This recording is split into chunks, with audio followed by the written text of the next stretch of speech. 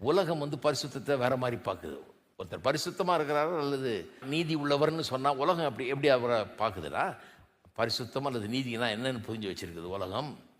பொய் சொல்கிறதில்ல, திருடுறதில்ல, கெட்டது செய்கிறதில்ல, தவறாக பேசுறதில்ல.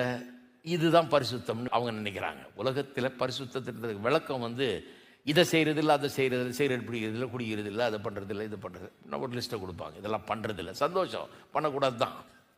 ஆனால் பரிசுத்தம் வேதவசனம் வெறும் அப்படி சொல்லலை. அது ஒரு சிறிய அம்சம்தான்.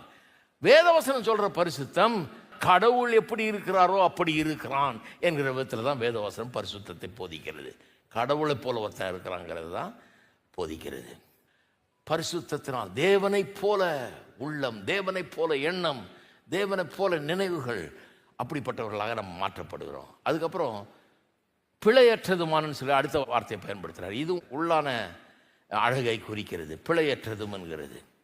இதுக்காகவே தான் நம்மளை தெரிந்து கொண்டாருன்னு 1ஆம் அதிகாரத்திலே ஆரம்பிச்சிட்டார். அதை 1ஆம் அதிகாரம் 4ஆம் வசனத்தில் பார்த்தீங்கன்னா, எபேசியரில் தமக்கு முன்பாக நாம் அன்பில் பரிசுத்தம் உள்ளவர்களும் குற்றமில்லாதவர்களுமாய் இருக்கும்படி, அதாவது பிழை இல்லாதவர்களாக இருக்கும்படி அவர் உலக தோற்றத்துக்கு முன்னே கிறிஸ்துவுக்குள் நம்மை தெரிந்து கொண்டபடியே. உலக தோற்றத்துக்கு முன்னாலேயே கிறிஸ்துவுக்குள்ள நம்ம தெரிந்து கொண்டாராம். எதுக்கு? இந்த நோக்கத்துக்காக, நம்மை பரிசுத்தமுள்ளவர்களும் குற்றமில்லாதவர்களாக, எந்த குறையும் சொல்லாதபடிக்கு அப்படி மாற்றுவதற்காக பூரணரை ஆக்கும்படியாகவே தெரிந்து கொண்டாருன்னு 1ஆம் அதிகாரத்திலே சொல்லிட்டார். மியூசிக் மாதிரி எழுதுகிறார் பாருங்கள். இந்த எபிசோட் பவுல் எனக்கு ரொம்ப பிடிக்குது பாருங்கள். அவர் எப்படி எழுதுகிறாருன்னா, இந்த மியூசிக் இப்போ இன்ட்ரடக்ஷன் வாசிக்கிறாங்கல்ல, பாட்டுக்கு இன்ட்ரோன்னு வாசிக்கிறாங்க, ஓவர்ச்சர்ன்னு சொல்லுவாங்க. இன்ட்ரடக்ஷன், அந்த இன்ட்ரடக்ஷன் வாசிக்கிறது பார்த்தீங்கன்னா பாட்டுக்கு லீட் பண்ணுது அது. அதனால் இந்த பாட்டில் இருக்கிற சில அம்சங்கள் அதில் இருக்கும். அதே விதமான சில லைன்ஸ், டியூனோ அல்லது ரிதமோ எல்லாம் கலந்து அப்படியே வரும். ஆனால் அது அப்படியே மறைத்து வைக்கப்பட்டிருக்கும். அதில் கேட்டோன்னே பாட்டு மாதிரி தெரியாது, ஆனால் இந்த பாட்டினுடைய அம்சங்கள் அதில் இருக்குது. அதனால தான் கொண்டு பாட்டுக்குள்ளே அது விடுது.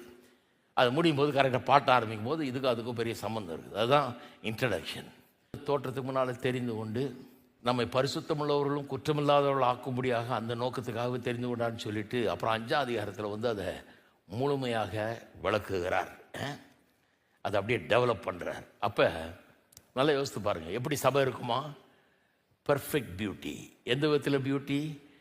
வெளியிலையும் பியூட்டி, உள்ளேயும் பியூட்டி. பார்க்கறதுக்கு வெளியிலேயும் அழகு, உள்ளேயும் அழகு. இந்த வார்த்தைகள், எந்த வார்த்தைகள்? கரை திரைன்ற வார்த்தை, பரிசுத்தம் பிழையற்றதும் என்கிற வார்த்தையெல்லாம் கரை திரை இல்லாமல் இருக்கிறதுன்றது வெளிப்புறமான அழகையும், பரிசுத்தம் பிழையற்றதுமாக இருக்கிறது உள்ளான அழகையும் வர்ணிக்கக்கூடிய விதத்தில் அந்த வார்த்தைகள் எல்லாம் பயன்படுத்தப்பட்டிருக்கிறது.